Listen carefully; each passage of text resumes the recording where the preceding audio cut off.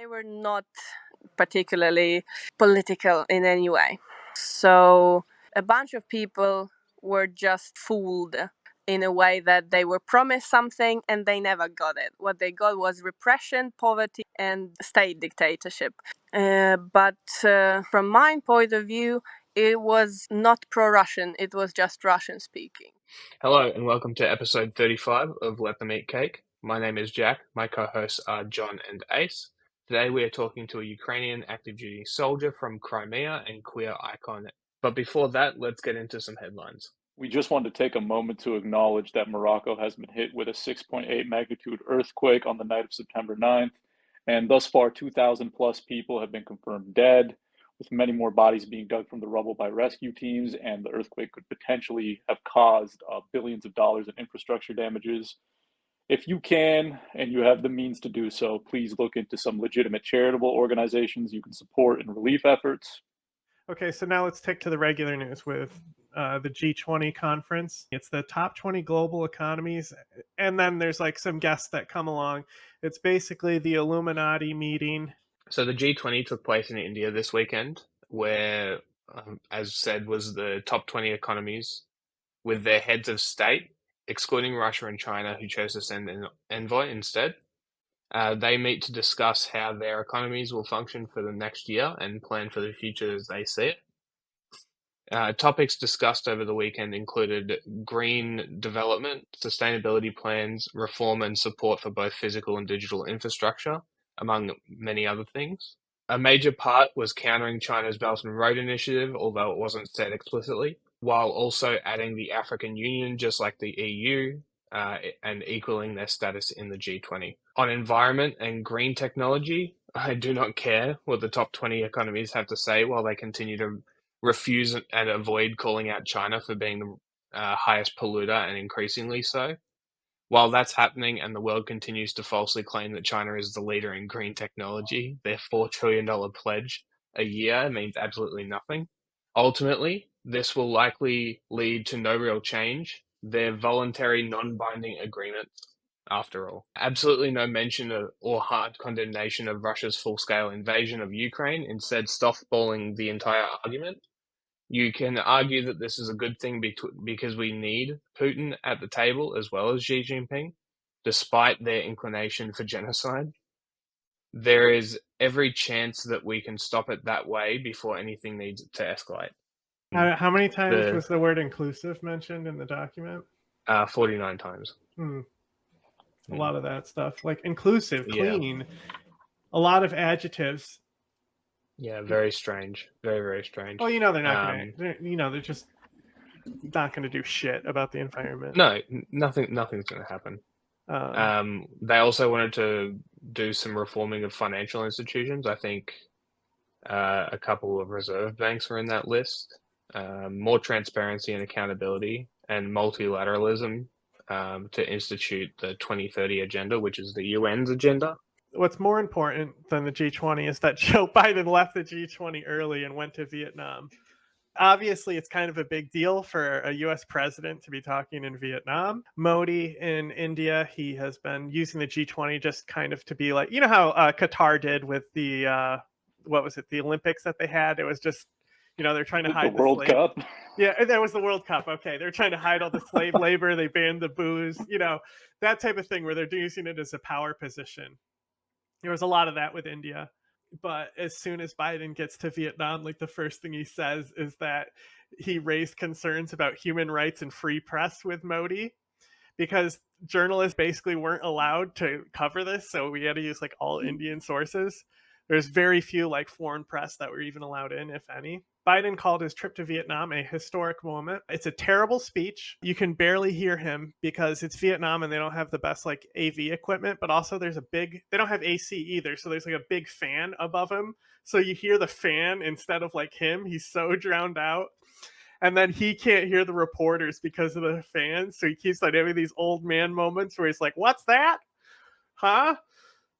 But what he opens with is he says that the alliance with Vietnam is comparable to AUKUS. Really big deal, saying something like that. And then he said the United States is a Pacific nation and it's not going anywhere. There's a lot of this invest in infrastructure stuff that we hear a lot. Mostly that's what this talk was about.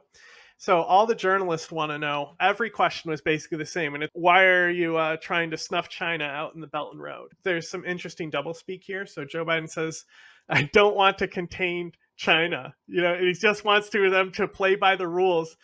He says this is actually about creating a stable base in the Indo-Pacific, which sounds exactly like like fencing China in, exactly like he said he's not. He specifically talks about respecting people's airspace and things like that. So it's like clearly this doublespeak about how he's totally containing China while he's not doing it. Then he says that we're all better off if China does well because it grows our economy. But then immediately after that, he's like, they just need to grow it in the legal, transparent way. He also, at this meeting, he mentioned some infrastructure projects in Africa. He said he's going to build a rail line across Africa. He also mentioned that he specifically went to Angola to discuss major solar projects with the country of Angola. And then Lula has also been partnering with this. Said he's partnering with Lula for debt relief in the infrastructure projects in Africa that are already being built. AKA, he's going to pay off like China and Russia's debt on these projects and basically take them over. And then at one point, he starts rambling on about John Wayne and horses and how John Wayne is a dog-faced pony soldier, and then he shuffles back to the podium and says he has to follow the orders. So it's already like the perfect thing to clip to be like Joe Biden is a puppet, but it's like a joke because he can only call on 5 journalists there because it's like Vietnam, So I think China didn't have a good time the last few days at these meetings. So anyway, speaking of infrastructure projects in Africa, that all depends on things like ECOWAS and the African Union staying together with a string of coups that we haven't seen since what? When's the last time we saw this many coups? Well, I don't know. Coups are kind of like a thing people do in Africa, but Gabon, coup in Gabon. Now, a lot of you may not have even heard of that, so I'm just going to quickly establish where I'm talking about. It's a country on the western coast of Central Africa, and they've got a population about like 2 million people, very oil rich, produces like 200,000 barrels of oil per day. The oil accounts for like 40% of their GDP and 70% of their exports. They're an OPEC member. They're not a member of ECOWAS though. Their economy is also like heavily driven by mining, specifically manganese. And for those of you who don't know why manganese mining might be important, pretty much every type of high quality steel that is made out there for a specific purpose has about 1% manganese in it, and it's basically used to strengthen the steel. Very mineral rich country and all that, but despite that, like a third of the population lives below the poverty line. So what happened is on August 30th, there was a coup in which a group of military officers headed by a guy named Brice Clotaire Oligui Nguema took out the ruling president Ali Bongo following an election. And Ali Bongo and his family, more specifically, have basically been ruling the country since 1967. So that's way too long. Didn't this go around like an election? Wasn't he like almost like voted out or something? What went on with that? So here's the thing with the election. So he technically won with 64% of the vote, but opposition parties were accusing him of vote rigging. The election was arbitrarily like delayed, quote unquote, like multiple times. Observer groups said that there was a lack of transparency in the elections. It was very like sketchy. And so following the elections on August 26th, there was like a lot of fear of like social unrest, and a lot of curfews had been placed across the country. If you were paying attention to net blocks at the time, you might have noticed that like they were talking a lot about how Gabon had internet cuts following the elections, and I guess that's just to kind of, it's kind of a thing with elections that you see a lot. Yeah, it happens. It's a thing you see a lot. But yeah, internet was being cut, curfews had been placed, things of that nature. So what happens is on the 30th, the military officers who carried the coup, they come out on national television. They're calling themselves the Committee of Transition, the Restoration of Institutions. They said that Gabon faced a, quote, severe institutional, political, economic, and social crisis. So, and then they go on to say that they were going to close the country's borders, cancel election results, and that state institutions would be dissolved. And they also kind of had told some business interests in the country to like shut down foreign business interests, I mean, like shut down operations and stuff. The most prominent of these being the French mining company, Aramet. Aramet runs the world's largest manganese mine in the country of Gabon itself. They put Ali Bongo under house arrest. They arrested his son, Nuruddin Valentin Bongo, for high treason and corruption. And other members of the president's staff had been like subject to raids or put under house arrests. In their statement, they said that they would respect previously assigned international commitments. So I feel like that might be, not to draw unnecessary comparisons here, but that's kind of different from the Niger coup, where there was like a lot of rhetoric about we Z out of the country like now, you know, versus where the Gabon coup, they were like, you guys can stay, we're just new guys in power. So France and the African Union, obviously, they come out and they condemn the coup. Russia and China, who are also big players in the mining and the import of Gabonese oil, kind of express concern over the security situation. And, you know, they have their interests there, obviously. And France also has like 380 soldiers permanently deployed in the country to kind of train the military and kind of support them in whatever way they can. There's also this like really funny video of Bongo. He's like in under house arrest, and he's like telling people to like make noise and like, you know, trying to appeal to people, and people were kind of like using it and making remixes of it on social media, kind of similar to like the Zenga new sound bites that Gaddafi did. Yeah. So to like put into perspective how long the Bongo family has been in power, and I should mention Nguema, the guy who's like been sworn in as Gabon's president since the coup and is basically the mastermind behind the whole thing. It is believed, not confirmed, but it is believed that he is Ali Bongo's cousin. So that's funny. Gabon gained its independence in 1960, and like I said earlier, they've been ruled by the Bongo family since 1967. Ali Bongo's father, Omar Bongo, gained power. He was like the vice president for a bit, and then the president, Leon Maba, died and he took power. And Omar Bongo basically kept the country under one-party rule until 1990, until people kind of got fed up with it, and he started to allow for like elections, quote unquote, like very rigged elections. He was just an extremely corrupt guy, just embezzled millions of dollars worth of government funds according to like a couple American and French investigations. It was also apparent if you went to the country, like some French journalists, I don't know if you've seen it, but some French journalists went for France 24 like a few years back. And like Omar Bongo, the elder Bongo, had like this huge car collection, like luxury car collection, dozens of like Lamborghinis, Rolls Royces, Ferraris, like custom made stuff. And there's like pictures of them online that you can find.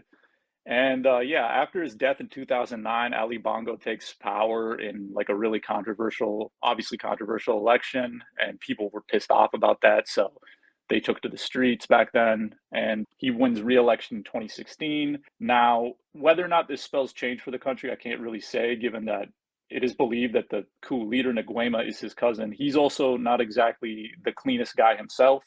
His whole thing since he's taken power has been like ridding the country of corruption, and they've been like raiding these houses of people close to Ali Bongo who have like these just giant amounts of cash stashed in their houses. Like the videos are amazing. The Nguema, the new guy in power, at one point he's been very close in their inner circle for a while. For about 10 years, he was in like Morocco and Senegal receiving military training. And but the important thing is that a corruption investigation revealed that he has about like $1 million worth of real estate in Virginia and Washington, D.C. So call that corruption, call that what you will. Yeah, I mean, it just seems like not much is going to change with who's in power, but it is what it is. We wait and see. Just to touch on a few other quick things, Thai democracy, basically we had the equivalent of a third-party win in Thailand, and everyone was saying, yeah, we'll see if this lasts. It didn't. Also, Armenia and Azerbaijan is becoming a very hot conflict zone. The United States has announced that it's going to do joint training in Armenia, which is important because Armenia is mainly backed by Iran, and Russia is like the peacekeeper. They're former Soviet states, so it's always been in Russia's territory to take care of this conflict. They've shown that they can't. And it's also interesting because another NATO member, Turkey, is backing Azerbaijan, but it's not like Turkey beefing with NATO members, especially the United States, isn't unusual. Have you seen the sorry to cut you off, but have you seen the upside down A that a lot of Azerbaijani like military accounts are I was using. just looking They're at trying that. to like replicate the whole Z thing that Russia was doing, or Yeah, Z. they have like a democracy freedom score of like 8 in Azerbaijan. I mean, yeah, how long has Aliyev been in power? Since the Dude, it's 90s? so funny. Is there anything else, any minor things that we want to touch on? Cartel violence, some of that's going on. Go to Popular Front. So to transition into the interview with Kafa now, I just wanted to point out that we have links to help fund her. Gas is important, like I mean, drone she's like repair. diesel and repair Drone and repair, stuff. diesel. She goes over it in there, but I just want to point out because like her phone was like dying towards the end, but we still like got everything. So if you're already listening right now, you should go down below and donate. Since the G20 was not brave enough to condemn Russia's war in Ukraine, here's an entire episode about their unjustified war and the invasion in 2014 of Crimea. We have a weapon more powerful than their British Empire, and that weapon is our refusal to bow to any order but our own, any institution but our own.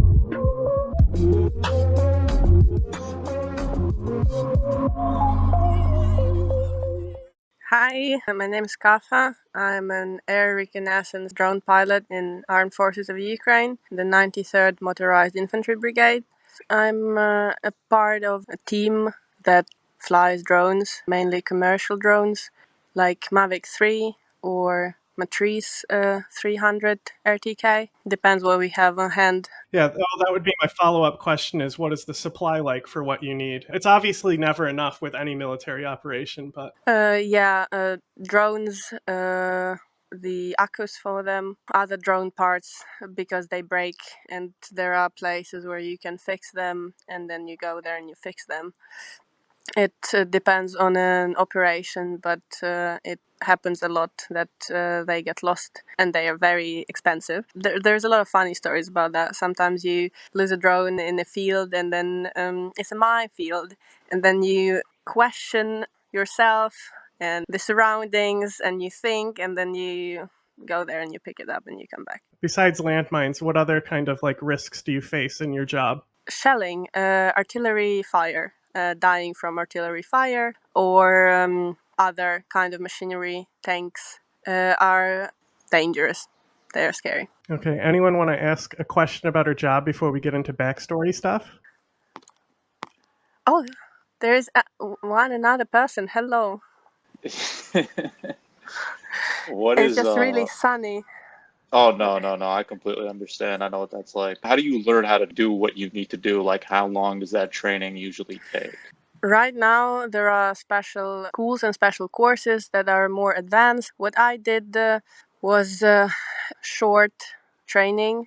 So, I mean, it's also interconnect with the backstory because I came back to Ukraine and I knew what I was going to be doing. And as a civilian, I went through this drone school in Kiev and basically had certificate and a full knowledge of how to do it.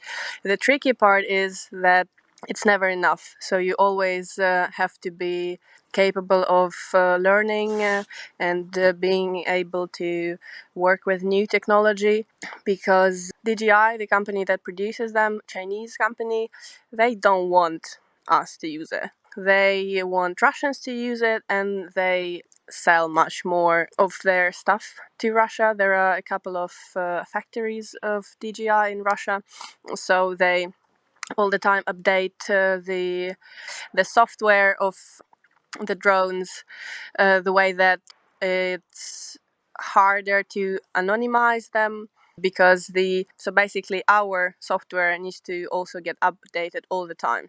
So yeah, since the full-scale invasion, there are a couple of schools and private contractors basically outside of Ukrainian army that show people how to do it, and then they can go and be drone pilots like I did basically.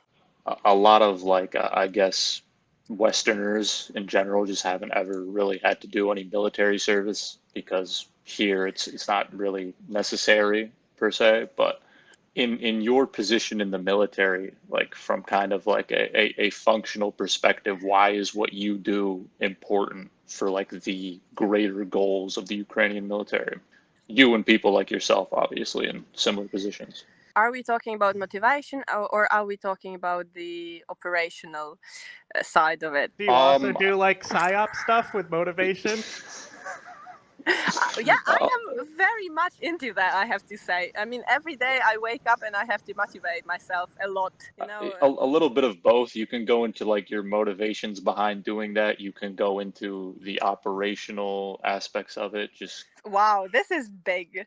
All right. So first, operational work always first, because pilots and air reconnaissance professionals are the eyes of the infantry.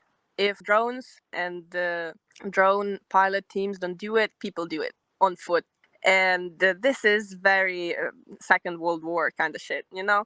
It's not very modern and it's very dangerous. So, in that way, it is crucial for missions and for successful missions also. Why are we gonna win? Because we're simply better. No, actually, because a bunch of civilians just said, yeah, fuck it. If I die, I die. This is my time to shine. I'm gonna go and learn how to shoot an AK and sit in a trench for months in a row just because I don't want my family to get killed.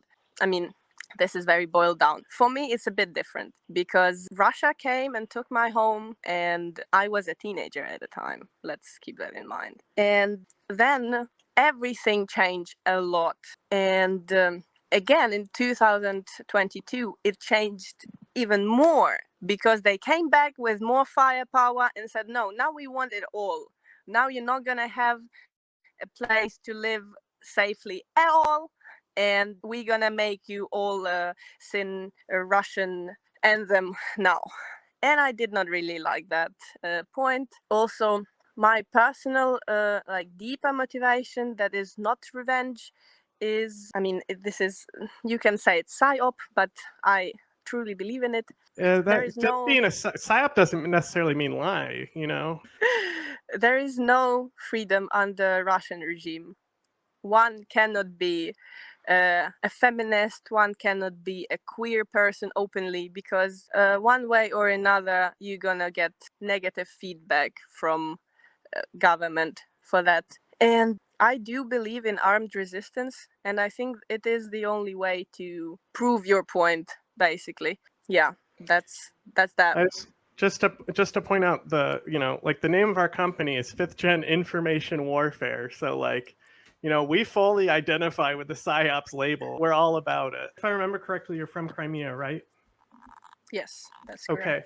So back before 2014, there's the most popular propaganda we hear about Crimea is just how everyone there wanted to be Russian anyway. So as somebody who lived there before 2014, this is going to be a two-part question.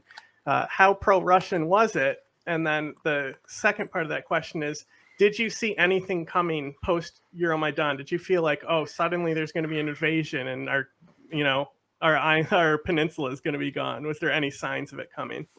So it's a complex question. To start with the first part, Russia for decades was making it possible. The whole propaganda work and the whole populating Crimea with Russians in a way, because a lot of people had moved there after, I think, the 80s, something like that. And they were, native Russian or whatever. I mean, quote unquote. And they were not particularly political in any way. So a bunch of people were just fooled in a way that they were promised something and they never got it. What they got was repression, poverty, and state dictatorship. But from my point of view, it was not pro-Russian, it was just Russian speaking, which is an interesting point.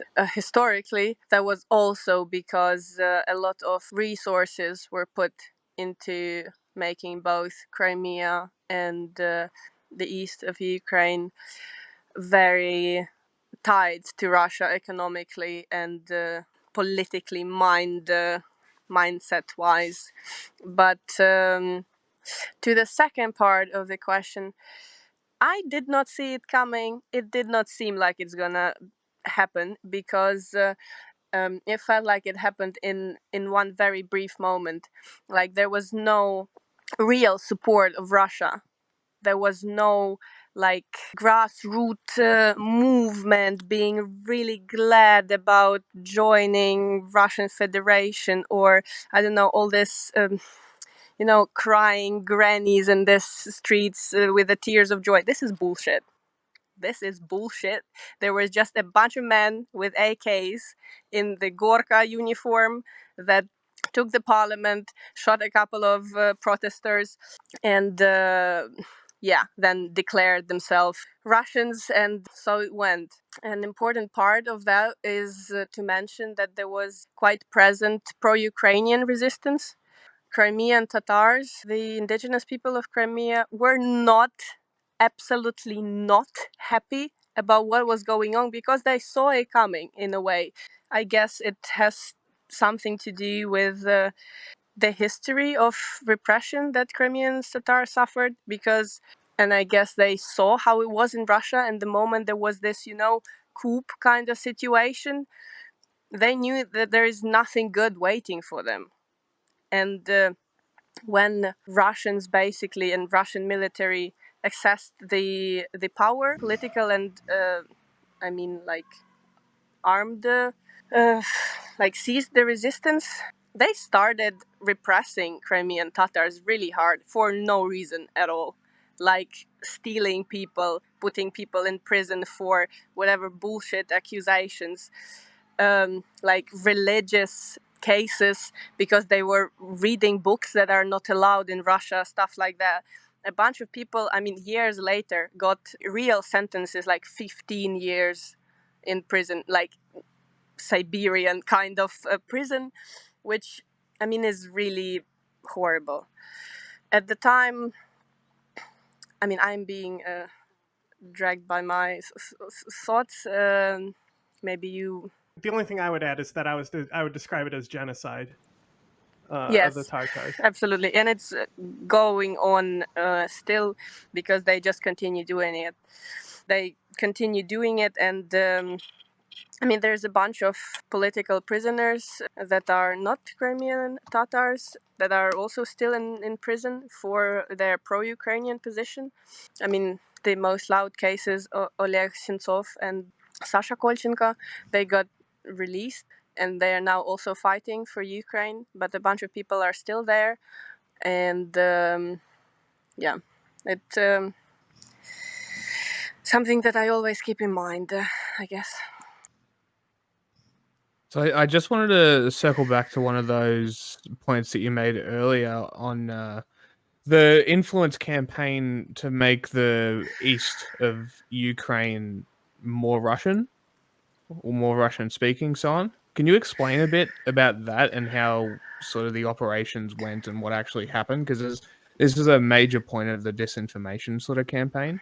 Okay, disclaimer, I am no historical expert, and it's all just from what I know and from information that I get and from what I've seen and read. Historically, before the full-on assimilation, east of Ukraine was Ukrainian speaking. And then, because of several genocides, Holodomor included, and the politics of settling them there, it became more and more assimilated, and Russian language as the main language in Soviet Union became the one. Also important to mention that somehow culturally Ukrainian language was always considered, in the Soviet Union, considered the talk of the poor or whatever, like this peasant kind of thing, because in the cities, the bougie stuff, you were supposed to speak Russian because the intelligentsia speaks Russian, and if you speak Ukrainian, it means you're from the village. You're a peasant, which is not considered something to be proud of. Was whatever we are talking. This is very, just for the context. I don't want to.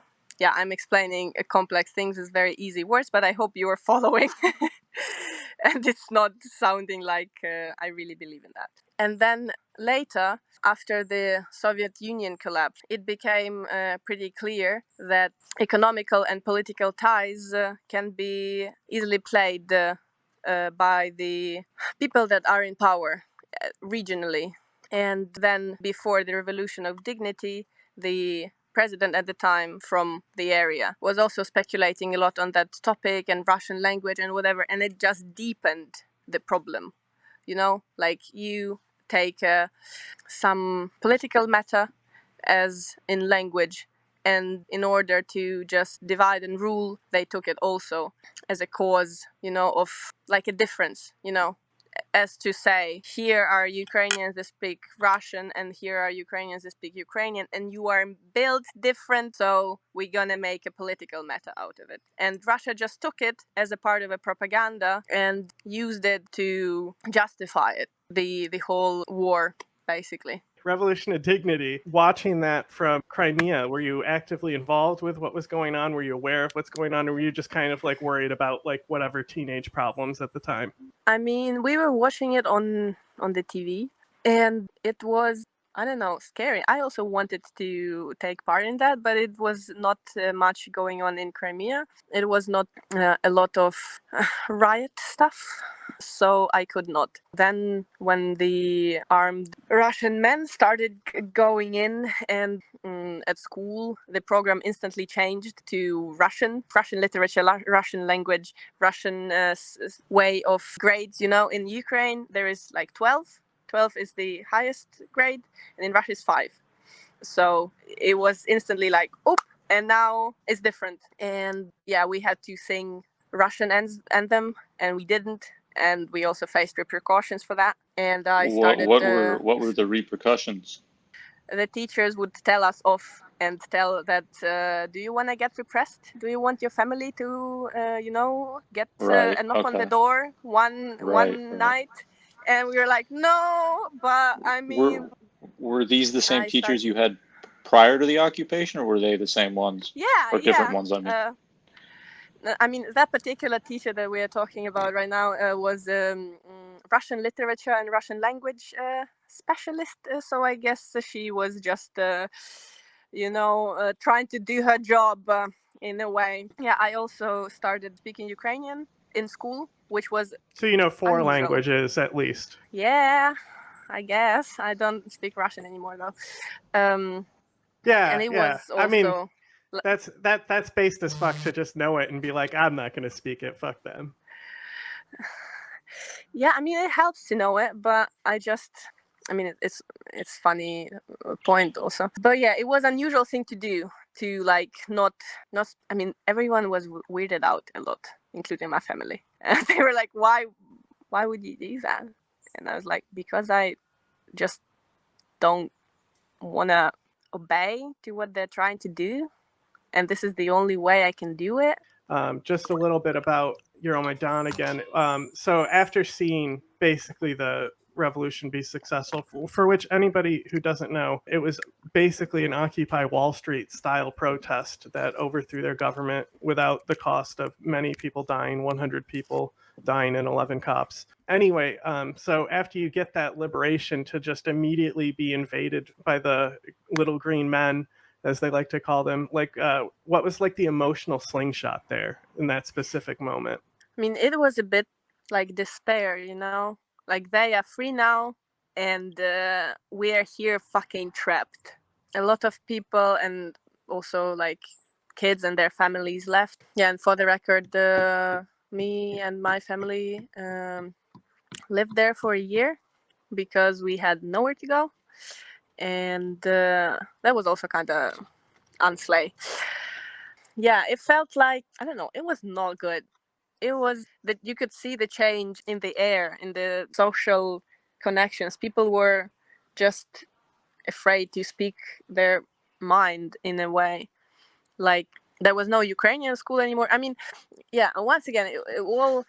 It's very basic, but it's also essential. It all boils down to the language and to having even the possibility to study it at school. They just took it away. It was not important for them anymore. I mean, it was rather important for them to make people forget it and to basically raise a new generation of people. And I think they somehow succeeded in that task, that would identify themselves with this whole Russian identity.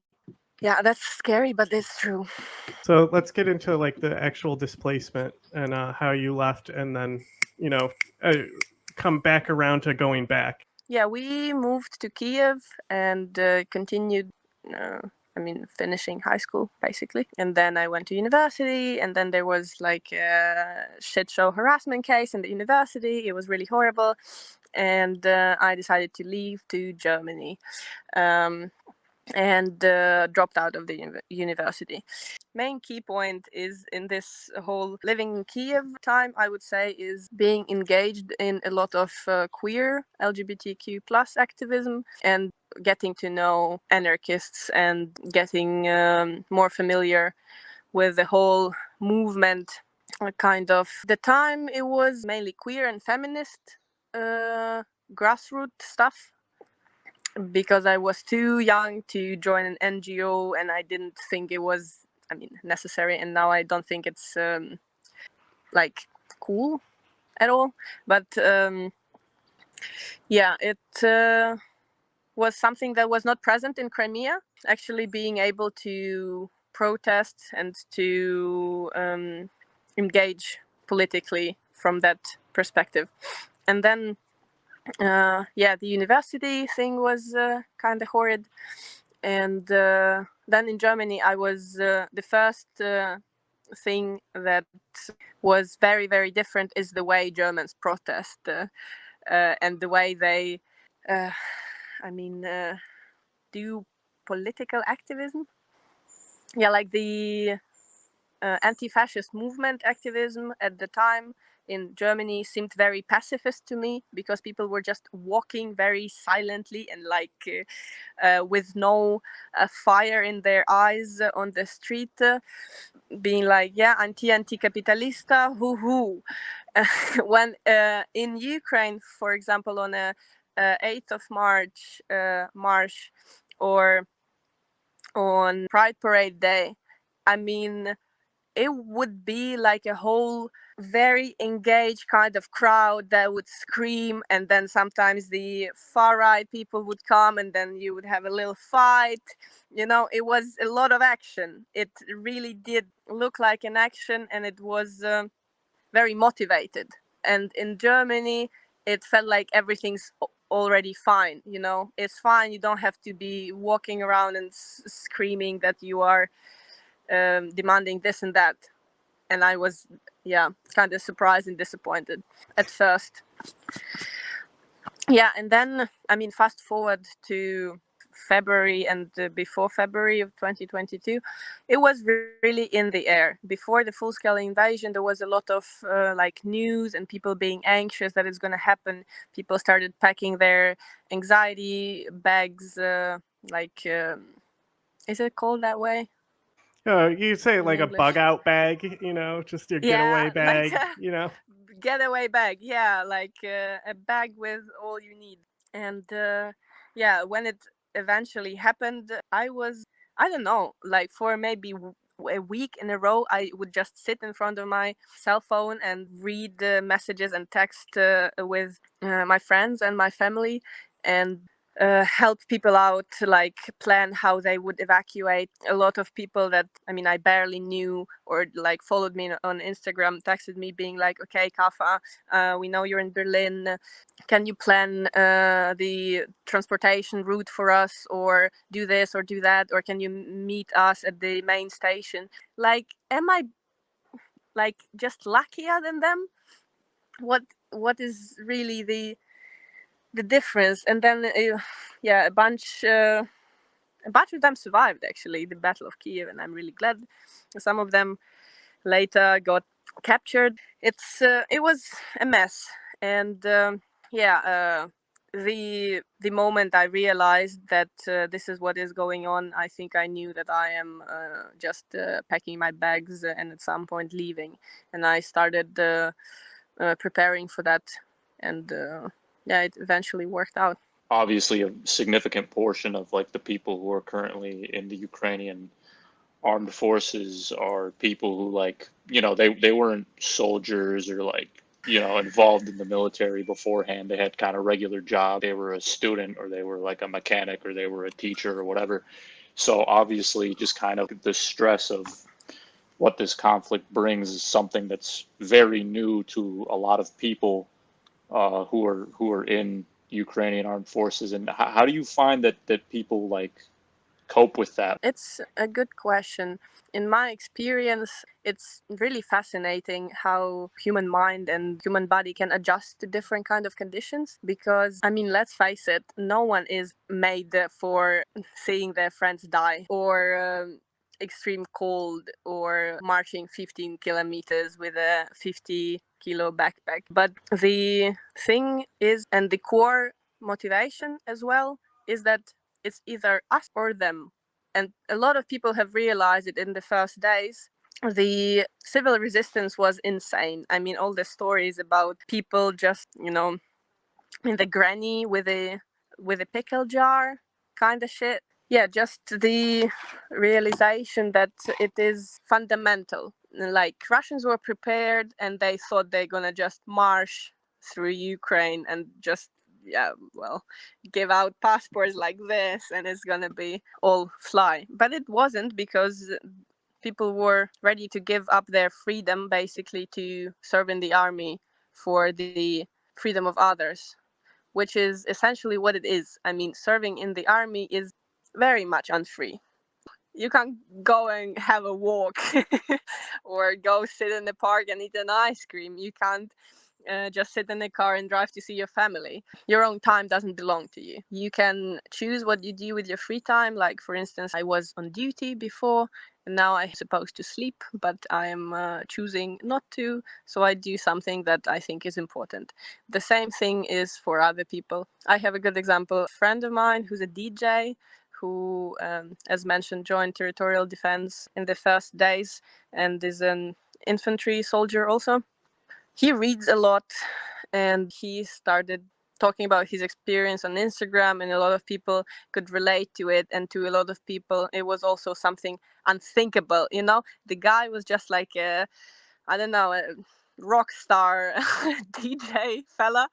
And then another day he's there digging a trench, somewhere in the Kiev Oblast, preparing to die. But he didn't die, luckily. Getting on your own terms with it, I think, helps. And also knowing why you are here is important, because, yeah. I have a really dumb question that won't take long to answer before anyone else wants to go. So while you were living in Germany, you mentioned pacifism, and like famously, we have the Orwell quote of like being pacifist is pro-fascism. So like East Germany is notoriously brain rotted tankies. So what was it? Was there anything like that where you look out in the street while your friends are dying back home and there's people with pro-Russia stuff, anything like that? Where you're like, I really got to get the fuck away from these people, all the fucking time. I mean, in Berlin, it was really, really fucking bad. I mean, I cut off connection to a bunch of people because they were like, yeah, I mean, a bunch of people there are Nazis in the army, so I NATO guess they should expansionism. die.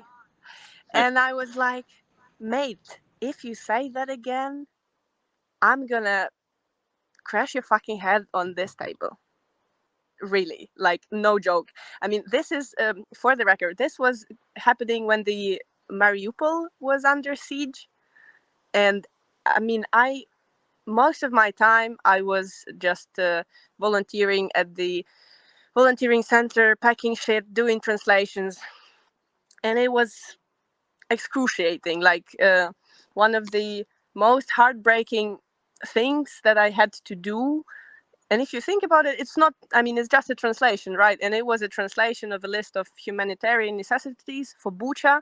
And that it like 6 pages in German, like English, German, Ukrainian, English. And then I did it. And then there was a follow-up letter that you don't have to send the result because there is no people to send it to. And then you go out, in the evening for a walk. And then you see peace posters like no Waffenlieferung für die Ukraine. And you think, what the fucking hell, people? Like, all right, some people that I know were also like, yeah, like anti-fascist, saying, yeah, I'm really against all this military support to Ukraine because I think the weapons should belong to people. And I was like, my friend, dear, look, how do you think it's going to work? So you just send a javelin to someone's address and then a post person delivers it personally? How do you think it works? Like, and also this controversy about the resistance committee, like they are not true anarchists because they are serving in an army that is a state army. Yeah, for me, it was all bullshit talk because on one hand, I see messages from the people that I know that there is no proper like bulletproof vests, there is no helmets because it was, I mean, a lot of people were joining the army. There was not enough stuff, not enough medical supplies, not enough anything. And then on the other hand, I see ordinary Germans being very pacifist, shitty, saying, yeah, well, we don't support that. Can you just be peaceful? Can you wrap it up real quick because we are really worried about the prices of margarine and bread and the toilet paper? That's like, yeah, well, all right. Yeah, it was horrible. That was also one of the main reasons that I realized that I physically cannot stay in Germany for longer. Like I get the ick from everything that's done. Germany will do that to you. Yeah. Another thing I did want to ask is, oftentimes, I guess, like people here in the West, and particularly here in the United States, we hear a lot about like the amount of arms or medical shipments or logistical support or whatever that might be going to Ukraine. And on the other hand, we also hear that sometimes this aid isn't distributed very well in the military. Like not all units get kind of the same attention or supplies or whatever it is, or the same quality of supplies. Is this something that you have found might like has personally affected any units you've been in or anything of that nature? Or I mean, it's a matter of human factor always, because some people are honest and some people are not. There is a bunch of different people in the army. They think about themselves sometimes. Yeah, about the gear that state gives is fine, but if one wants to travel lighter, like for instance, sorry, the plate carrier that the state is providing is 12 kilos. And the plate carrier that I have, for instance, because Solidarity collectives have thought of me, is 5, maybe 6, which makes a difference a lot because I myself is barely 60 kilos. The amount of stuff that I can power lift is a bit more limited, given that after a year and a half for other people and maybe 8 months for myself in constant dragging things here and there, your knees say goodbye. And if it's 12 kilos, it's a faster goodbye. When it's 6, it's a bit of prolonged suffering. When one wants to get good quality stuff, they have to think about it themselves. And as about stuff being not delivered properly, yeah, it happens, but it happens everywhere in a way. Yeah, it's always better, in my opinion, to support big organizations like Come Back Alive or people that you personally know, and you know that the aid or the money that you're sending is gonna get there. But most of the time, it's all right. Like the drones get there, and the, I don't know, food, clothing, sleeping bags, necessities, they get through, and it's all right. The Red Cross is shit, though. Red Cross is bullshit. Mm-hmm.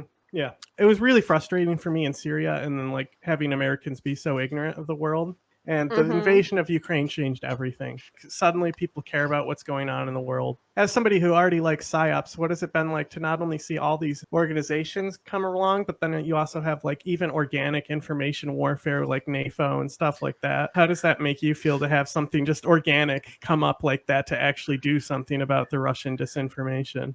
I fucking love it. I have to say it is absolutely fascinating to me to see it, and also to see it working or not working on people, and also how people realize a lot of times on social media what is worth of attention or what is not. So in a way, like a self-healing from the untruth.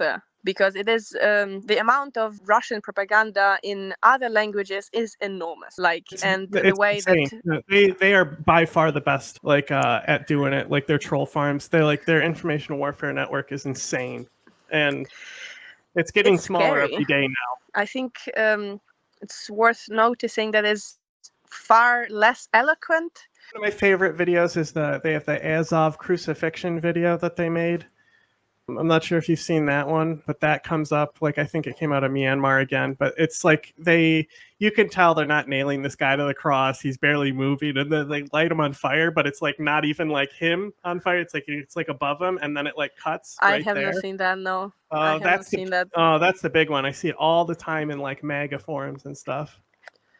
It's really silly how bad it looks, but there's tons of stuff. That's what I meant. That was what I meant. Some is just really bad looking, and people don't want to believe that anymore, and that's great. But on the other hand, it's sad to see how some people really buy it, because it plays on their political desires or like their beliefs about right or wrong. Because I mean, prices are getting higher, everything is kind of sketchy, and now this Ukrainian war is not coming to an end. Who is guilty of all that? And then it's easy to, sometimes it's working, but I guess it's working on not so people that don't check their information, I guess. And thanks. Yeah, and now you have everyone just constantly engaging with people saying it's wrong and stuff, but you can't convince a paid actor. I think it's been, as far as the information sector, I think that's where I think it's been the most impressive with Ukraine, especially like just the way they use the media, just all the drone videos that you'll see. Those are just like so successful for keeping like vets overseas involved and invested. People who have like experienced combat see that type of shit, and then they're like, I need to help these guys. Like they're really going through it. They're actually being effective. As like someone who's a queer activist and is queer herself, like, do you feel like you've been well received and respected by your colleagues or fellow soldiers in the Ukrainian military? Or yeah, for sure. That's a good topic, actually. There are two sides of the coin. So people read me as a female person because I present feminine, and I was assigned female at birth. To many of them, the word non-binary doesn't mean shit. Because a lot of times it's just like, some people that are older or some that are not familiar with this whole agenda, let's say. And regardless the fact that they don't know what that is, a lot of them have received it quite well, and they're like, yeah, well, all right, that's not something to be weird about, let's say. And that was really nice. There was also in the unit, basically, there was a bunch of queer people, and it was like a family. It was really super queer paradise kind of shit. I loved it. And the feeling of belonging was also there, which is important, because I don't know, there is a lot of this, you're on the same side as Nazis and whatever. In this unit, not in this situation, people are different. Some are clearly homophobic, but that's their problem. No one had any problem with that here, and everyone was really supportive. Being different is also something that people spot really easily, Yeah, but I don't know. My phone is dying also, and I'm really nervous about that. So I'm really sorry. We're Just a moment, almost I'm we're bringing almost done. the So power if it bank. does die, it's gonna be It's fine anyway. 4%, Bebita. If it's gonna die, it's gonna be a disgrace. Do you think, like, overall though, compared to maybe however long ago, like throughout your lifetime, things have gotten progressively better for LGBT people in Ukraine, or? I mean, definitely, yes. Not for me right now, because the most queer thing I can do is just look on Instagram, and scroll through other people being great on their pride parades. But other than that, generally, politically, in Ukrainian society also, it was crucial, the queer movement and visibility. Going out in pride parades, being out in public in a way, writing things, being just present in the media, it all somehow created this background for now militant presence. Like, for instance, LGBTQ military is like a group of queer Ukrainian fighters, and it somehow creates also the image and battles all the stereotypes, because there's so many different people, not only, gay men out there being represented, and they tell personal stories of the people also, which is something I think crucial for people to understand, that it's not some, random image of, I don't know, super slay person, let's say, or person with a super weird makeup, naked. It's just the same kind of person as they are, and in this case also fighting for them too. And I think the public opinion also changed, and it had a big impact on general public, this kind of stuff. I just wanted to, if your phone's about to die, I wanted to make sure we plug anything like the PayPal stuff that you want or anything like that, before it does. So Yeah, PayPal's good. It's gonna be for diesel and for drone repairing and looking after them, and car maintenance. For bigger things, we launch fundraisers when we need something, or just buy it ourselves, basically. anyway, Okay. we were talking about queer military stuff, and so I've seen it. Like infamously, there was a really funny post with Solidarity Collective because they post somebody in a skull mask and like people were crying about it, which was really funny. But then also we've had people, I mean, I see it all the time with you, especially people are constantly like, oh, Azov, all that shit, which is just a core of the information, is to amplify like how fascist these people are, even though like most of the real hardcore fascists are dead and they died a long time ago in Donbass. Yes, and also, I mean, quite interesting undertones. This whole skull masks and Real quick, sorry to Nazi interrupt you. tattoos. Sorry to interrupt you. I just want to ask you one thing about the skull mask. All right. Were you familiar at all with like anything about like a fascist group in America wearing a skull mask of an exact specific type? Yeah, I was not familiar about that. I thought it's just an aesthetic, and I also have one myself, I have to say, because it's just this generic kind of buff you cover your face with, and sometimes it goes with that. I mean, it's hilarious. Also about the Nazi tattoos, like the guy that was on the picture of one of the Solidarity Collective's posts had this Otala with a sword. And I mean, all right, maybe in Germany, hardcore Nazis wear that. It's just really popular here, not among Nazis. I also have runes on my body. Does it make me a Nazi? I don't think so. People sometimes don't read the room, and the context, and they're just like, yeah, this is a proof that this person is, in a certain kind of environment. And it's just, I mean, there's a bunch of like lefty people that I know that've been in subcultural shit when they were younger, different kinds. Yeah, and they got all these tattoos, and now they're in the army, and now what? Like, I don't know. And also, yeah, the spider webs gate and all this pipeline, it's also an Azov thing because a bunch of Azov members has it. No, a bunch of young men in Ukraine just have it because they think it's hot. All right, that's it. End of story. it's a lot of people from, as I said, from different backgrounds, and sometimes you just don't have a choice but serving with them. Azov itself is not just one battalion. It's several different units. That also has to be mentioned. And this whole thing about it being a Nazi project is very much blown to enormous thing by Russian propaganda.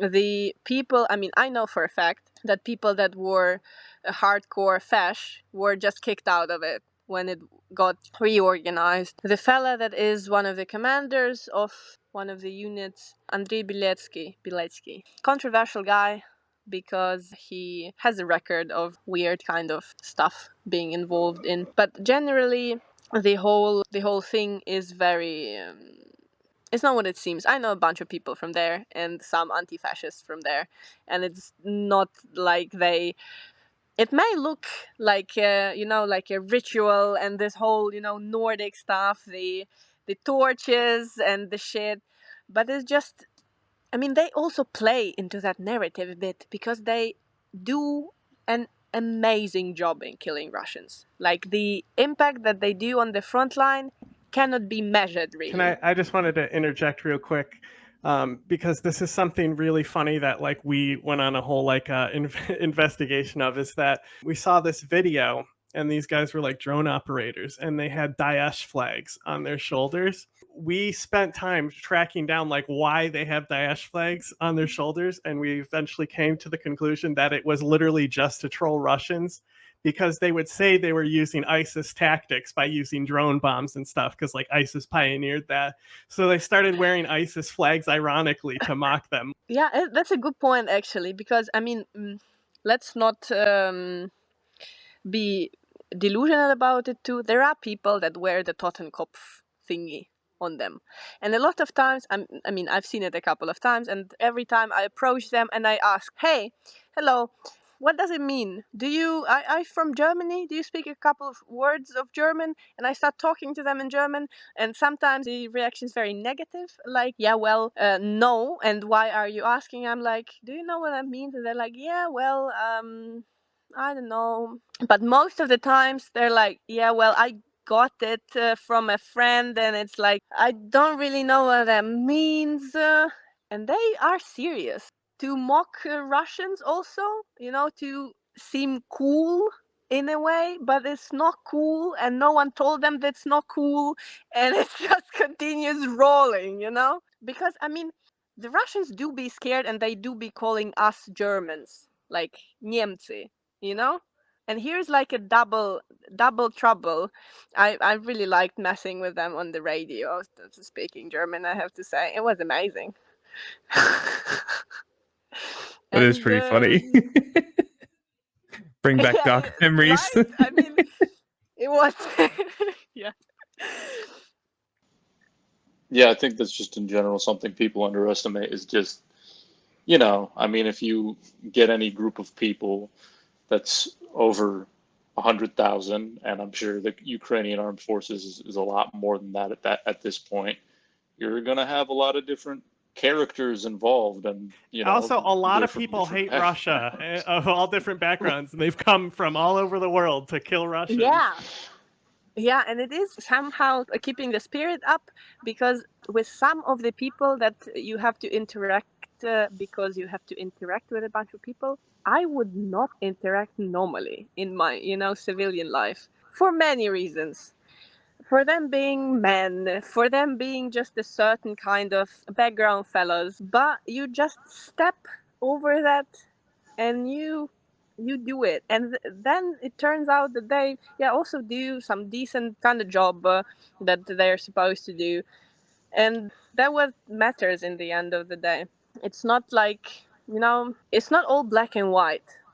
This is some really classical thing to say, but it's true. Like, some of them are not people similar I think to it's me, but important you say that, just because it does seem like a lot of people from the area of the world that we're from tend to kind of think that, like, war is like a movie and there's clearly defined this guy's good, this guy's bad kind of thing.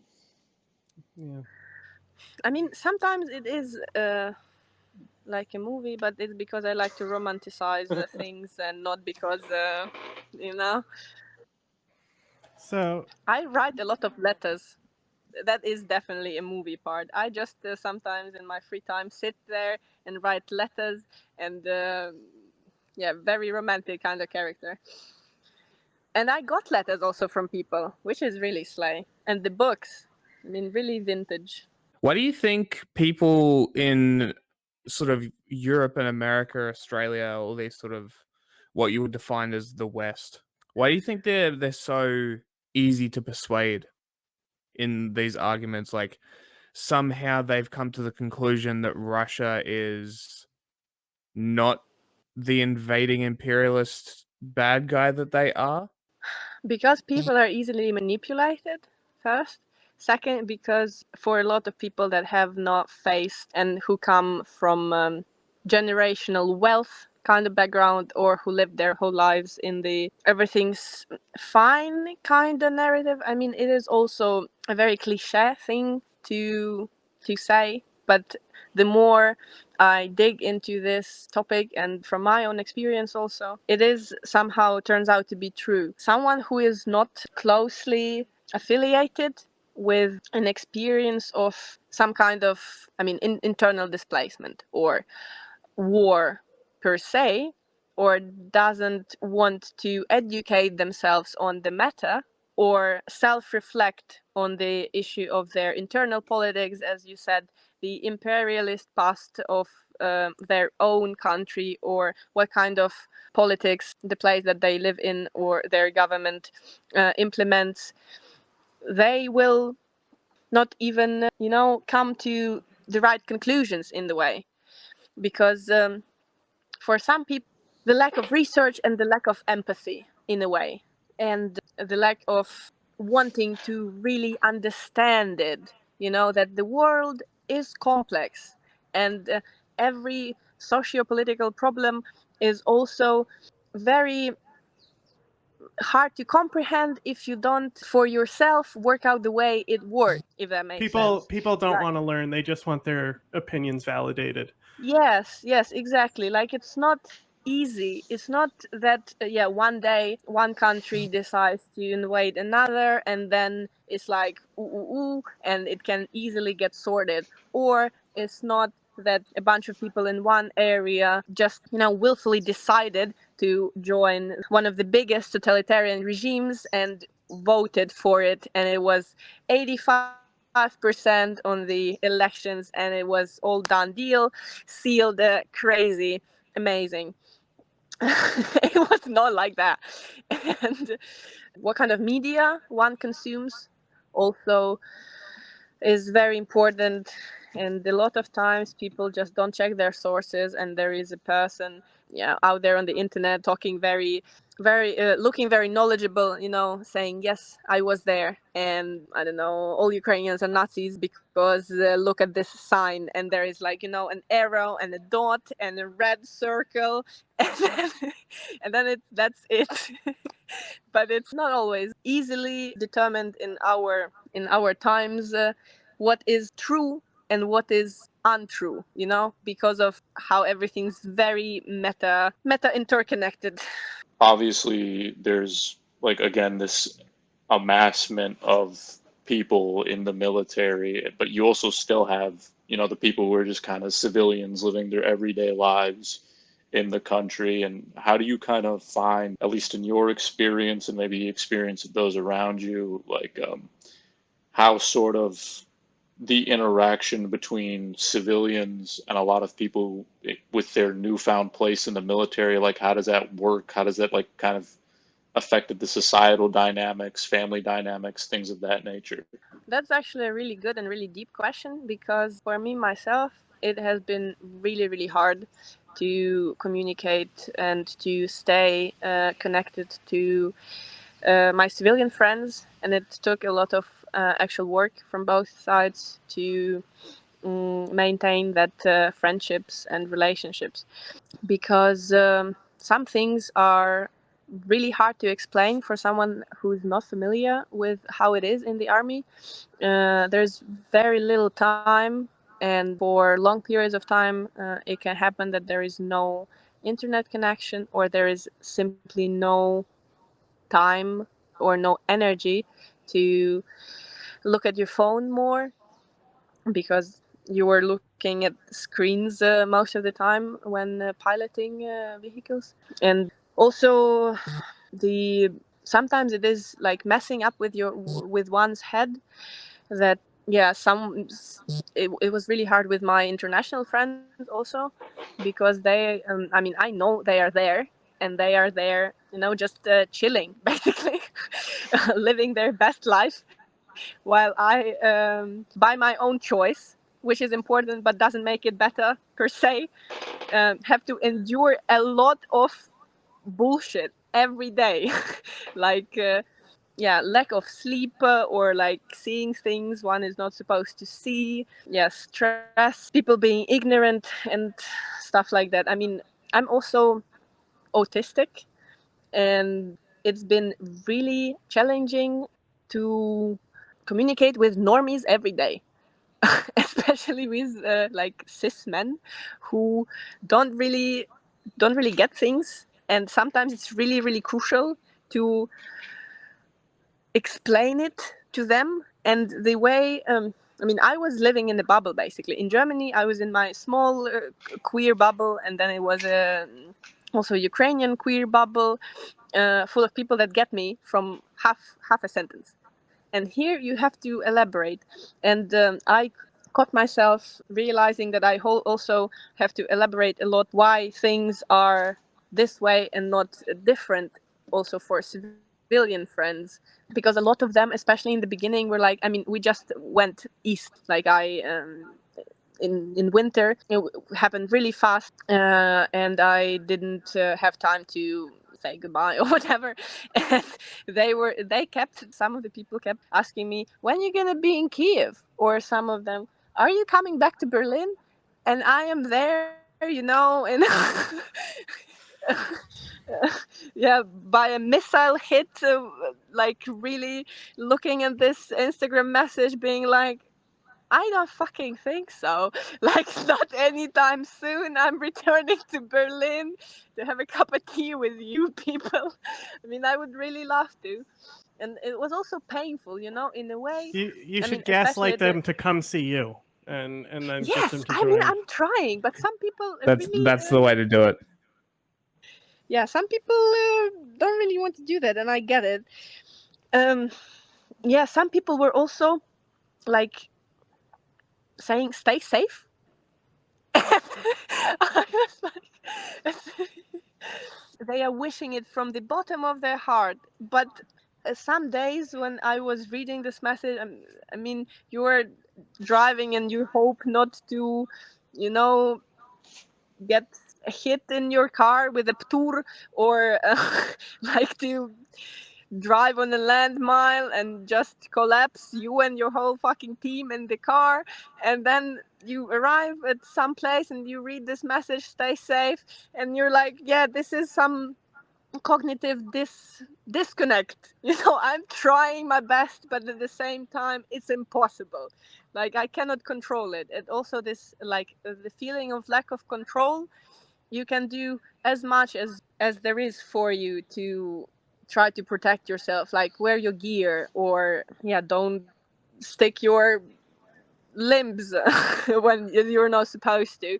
But in the end of the day, it's also a matter of luck. It's most of the time it's just, it happens, and then it's over. Apparently, Zelensky has signed in some orders to fire a lot of recruitment officers in Oh Ukraine yeah, because of the due corruption. due to corruption.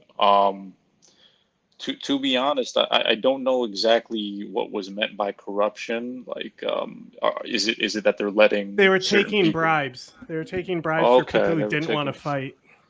Okay, all right. Do you Yeah, have any thoughts on that or anything to make of that? it's a really big topic. I mean, I don't want to sound entitled at all, or But sometimes it really does upset me in a way that some people think that some men also think that they are gonna somehow, dodge this fate of trench digging and serving in the military. But the fact is that is not true. There's a lot of people in Russia, and there is not so many people in Ukraine. And one way or another, everyone who is able to fight is gonna either fight or do some other kind of job that is needed, like affiliated with the military. And what was meant, I think, by this reform is that a lot of people thought that they can just buy their time and pay to be like defined not well enough, like not healthy enough to serve in the army. But it's just a matter of time when it when the system and the state finds out that this is bullshit and made you are perfectly fine and you can go and do what you're supposed to do. Healthy bodies for reinforcement. Yeah, I mean, for real, it's really. I don't want to sound wrong, but people that I know and people who also taught me a lot of things, like commanders or officers or instructors that were there and were telling us how to do things and teaching us how to shoot an AK, were not people of perfect health. There is no such person as completely healthy soldier. You can see I am myself a bit blind. After a TBI, I am also weirded out sometimes, and my knees hurt all the fucking time. I just don't think about it anymore. And yeah, people that I mentioned do their job and drag really heavy things and run around with a bunch of shrapnel in their fucking bodies. Like 7 TBIs, it's all fine. Fuck that and continue fighting. And it's also the choice that they're making, but it takes a lot of stamina to make that choice. And on the other hand, we have people who say, yeah, I'm sorry. My stomach hurts sometimes when I'm nervous. I was not born to fight. No, mate, this is bullshit. Like, my stomach also hurts when I'm nervous. This is just a human experience. Accept that you have a body and accept that it's gonna play games with you. To wrap up here, I just wanted to say thank you for giving us your valuable time to do this, and I hope it changes hearts and minds and does a lot of help. So for Crimea now, it's basically the end game type thing, and there's a lot of talks of like, is that going to be on the table for negotiations, things like that. I was curious how hard it is to think about that, like you'll never go home again, that it will always be occupied by Russia. Hard stopper, heartbreaker. Well, I came to my own terms with it. This is something that motivates me every day, that I want to go home and that I want the land back and I want to see the place where I was raised and my family home. But at the same time, I fully understand that it might never happen. Because of many reasons, it may just all be destroyed. It may happen that, different scenarios. All right, let's not make it dark. But on the other hand, I better die fighting for it than not try ever. And It's better to die on your feet than to live on your knees. Exactly. And also, I think I got used to it in a way that I don't have a home, and it soon is going to be 10 years that the place where my backpack is my home. And it's just fine. It's not a problem anymore because you get used to it. And then it just becomes something that is a part of your identity. Being an internally displaced person or a refugee is something that breaks you, but you just continue living from that on. And I guess a lot of people can relate to that, and I'm really sorry about that. But also the most empowering moment of that is realizing it and also being able to fight back. And I think I'm really grateful to, well, the military for taking me because I'm really annoying. And yeah, for the space and time to have this chance given to me. Because, well, fascists deserve to die and Russians deserve to have a payback, I think.